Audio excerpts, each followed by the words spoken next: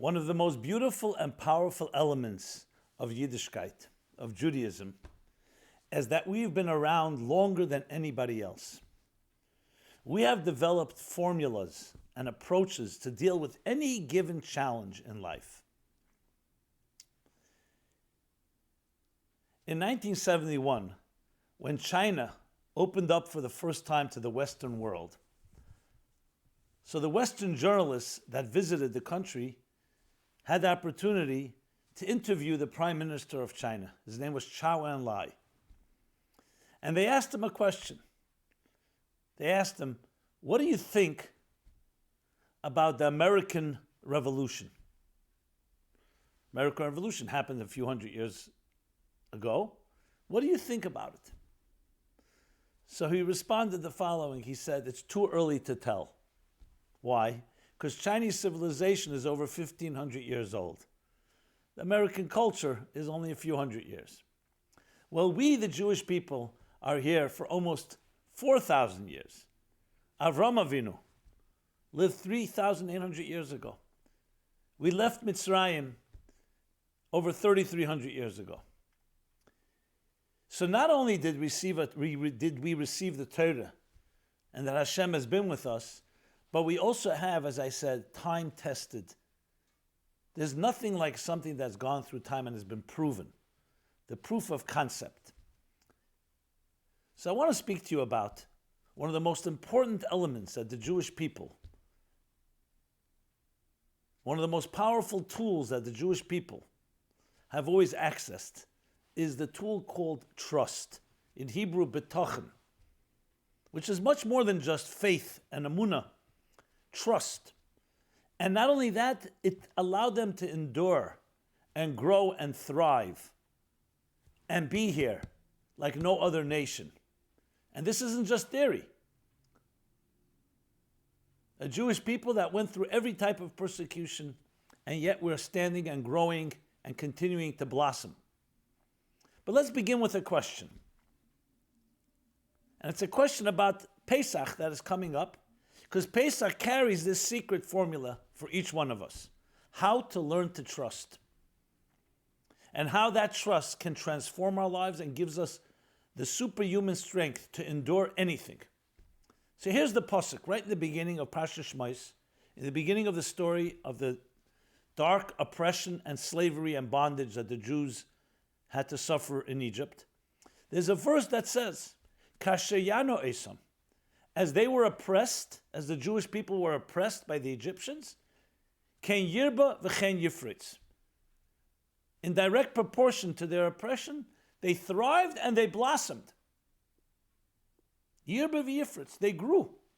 Not only were they not broken by it, not only were they not diminished, they thrived.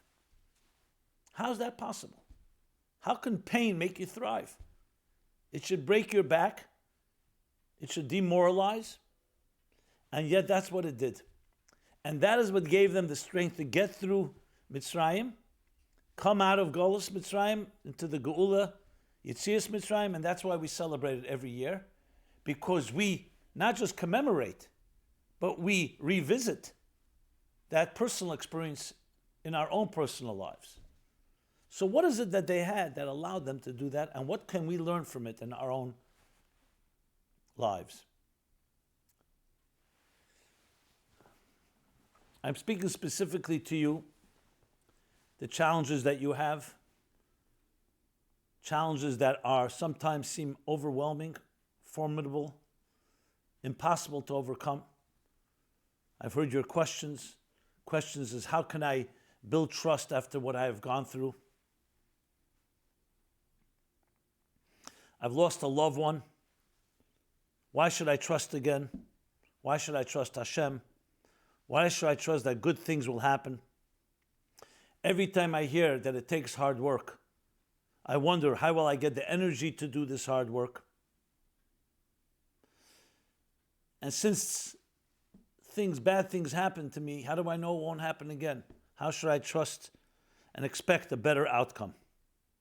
After loss, I feel like my world crumbled. I don't know how to find home.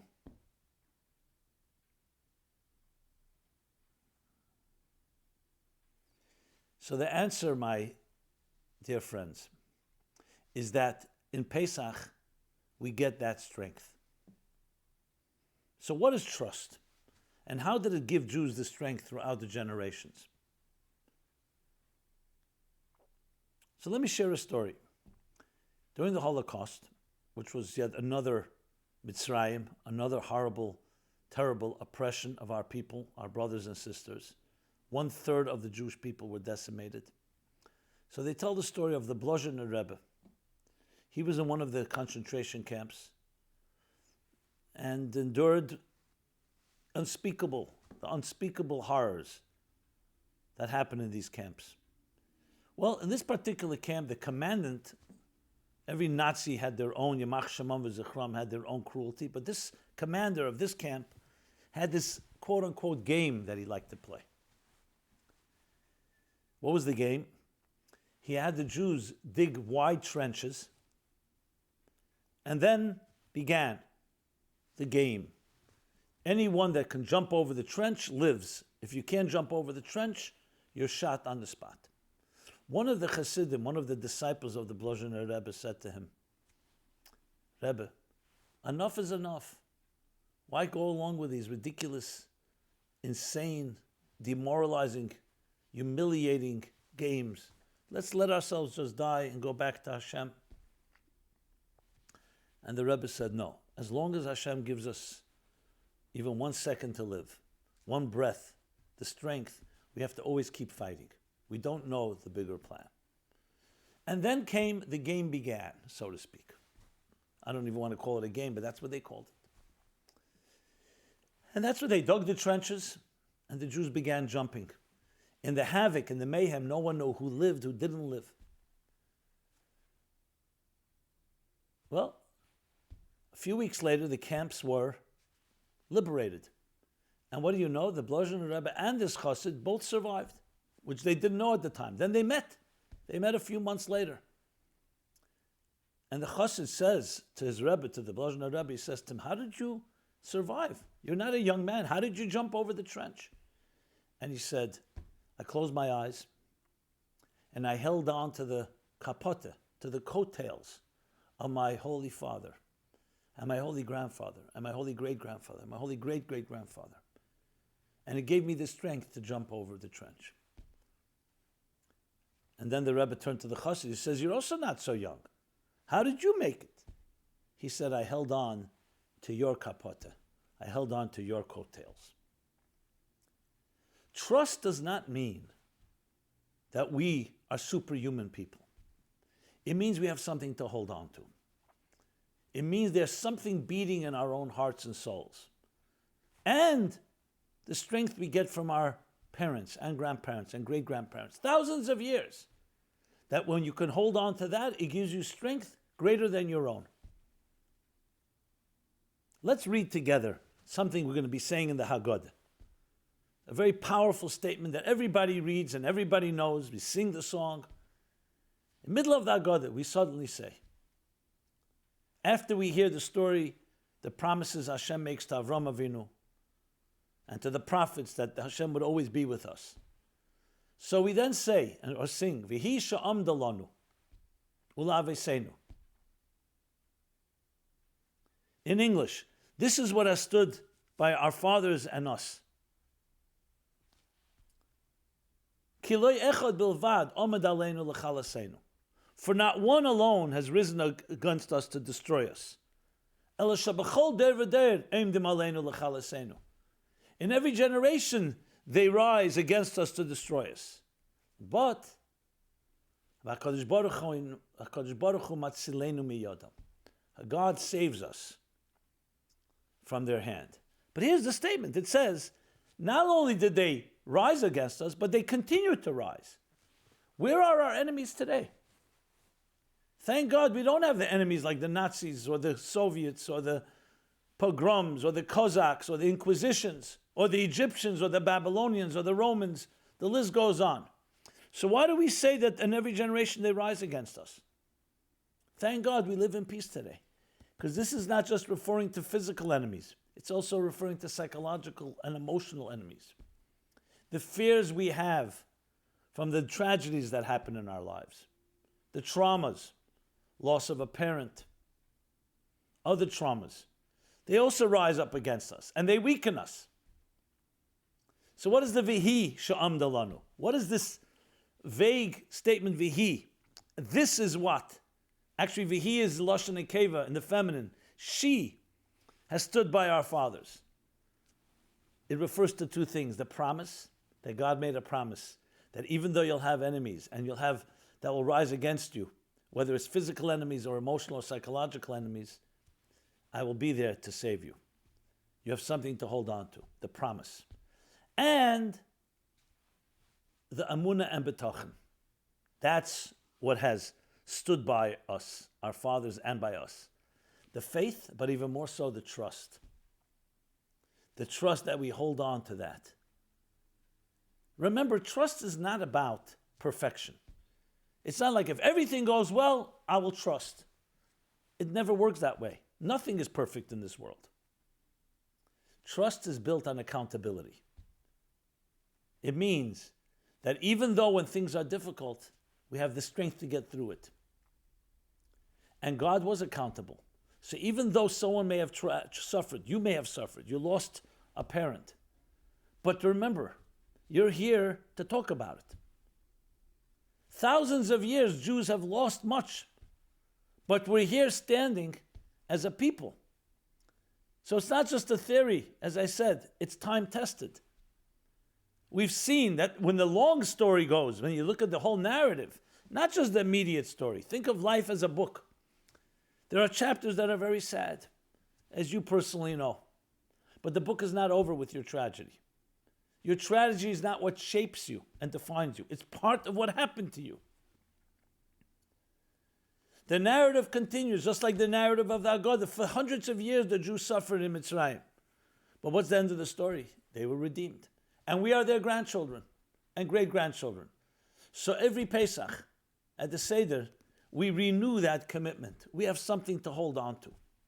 So even when there's feeling of despair, and you don't feel you have the strength, close your eyes. Remember there's those that came before you. The neshama of your parent is standing right near you, even though you may not see him or her. And they're holding your hand. All you need to do is to hold on to their coattail. Is it easy? No, it's not easy.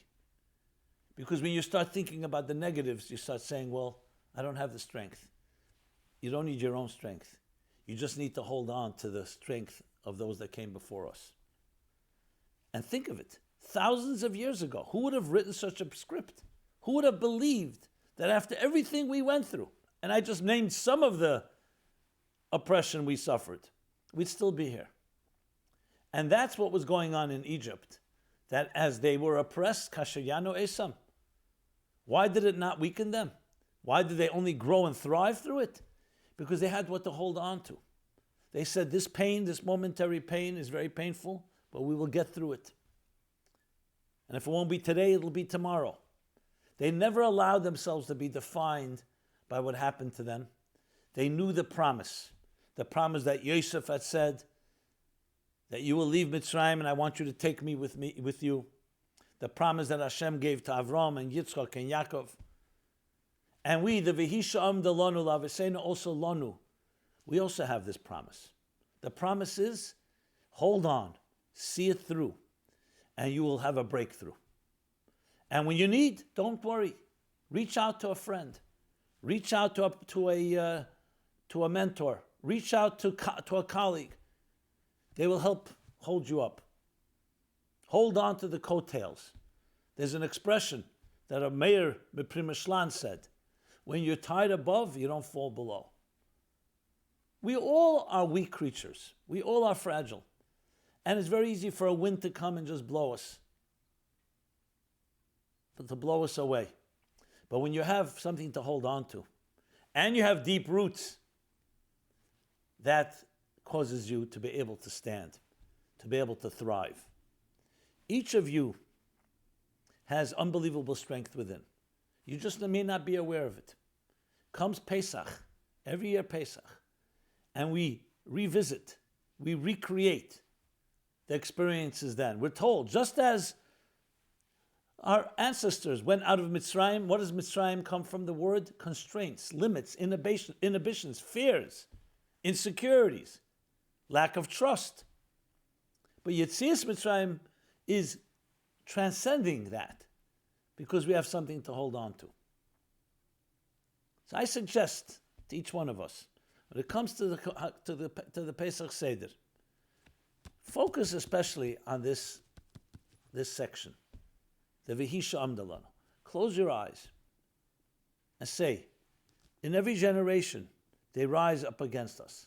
I too have within me, God, in my heart and soul, fears. An enemy has risen up against me. The loss, the trauma, the grief, the lack of confidence, everything that the loss has impacted you. It's part of those enemies that have risen. But then, V'hi She'amda Lanu, I have something to hold on to. And I will hold on for my dear life. Think of the story of Mitzrayim. Think of the story of all the tragic events that happened. And still we came out. There are 8 billion people on this planet. The Jewish people are just 14.5 billion Kain Yirbu. 14.5 million Kain Yirbu, I should say. What is the percentage? Not even 0.1%. And yet, the Egyptians are gone. The Babylonians are gone. The Assyrians, the Greeks, the Romans, the Ottoman Empire, the Spanish Empire, the Nazis, and everything in between and over and under. They had far greater armies, far more money, far more power. But what they didn't have is what we have, which is faith, amunah, and betachon. That cannot be killed. You can kill an army. Money can be lost. It says that b'schus nashim tzedkanius nigalu avaseinu mitzrayim. In the merit of the Jewish women and girls of the time, the Jews went out of Egypt. Why? Because Pare made a terrible decree. What was the decree? He heard from his stargazers that a man would rise and save the Jewish people. So he came up with a brilliant idea.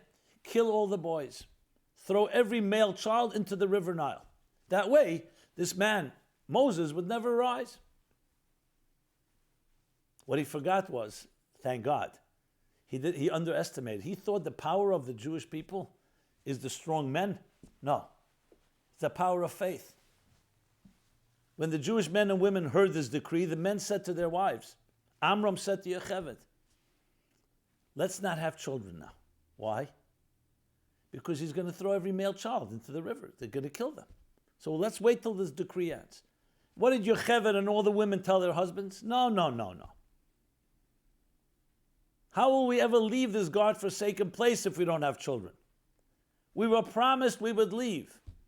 If we don't have children, we can die here. We won't have anyone that will continue on. And the women prevailed. They went out into the fields, the Talmud says, the Gemara says, and they bore children. Yocheved, of course, took the little Moshe Rabbeinu as a little child, put him in a waterproof basket on the river Nile. So yes, there were boys that were killed tragically. But the women remembered the promise, the V'hi She'amda Lanu. And they said, we must hold on to that. We must continue on. We must see it through. Parik had no army to fight that. You can fight, firearms can kill people, can kill an army, but it can't kill faith. It can't kill trust. So Pare, in his mistake, like all anti-Semites, thought power lies with the men. They're more able-bodied, they're stronger, with ammunition, with armies. The women and children can be subdued. But he didn't realize that you cannot subdue faith and trust, because that's always stronger. You can't fight, no gun, no tank, no ammunition can destroy that. And that's why, b'schus, in their merit, we marched out of Egypt. And it says that in their merit, in your merit, we will march out of this golus. Because you need to hold on. And our pride, our inner neshama gives us the strength as we hold on to the coattails, to the V'hi She'amda Lanu, to the promise, to the faith, to the trust. To the trust. So even when it may not seem rational and make sense, we just have to dig deeper. And Pesach gives us the power. We eat matzah. It's called the bread of faith. the food of Amunah, Michla de Memnusa. It's all part of this experience of holding on to something greater than ourselves and seeing it through. And then breakthroughs happen. So that which doesn't kill us makes us stronger. Taken straight from the Pesach of Mitzrayim. Kashayana esem ken yirba v'chen yifritz. You don't know how strong you are until you put into hot water. Just like a tea bag. A tea bag, very small little tea bag. Put it into hot water and suddenly the aroma, the strength of the tea emerges. God should bless us all. We should only have simchas revealed on our terms. Those that need to find a shidduch, soulmate, should find that. Building families. That's the best way to fight our own fears.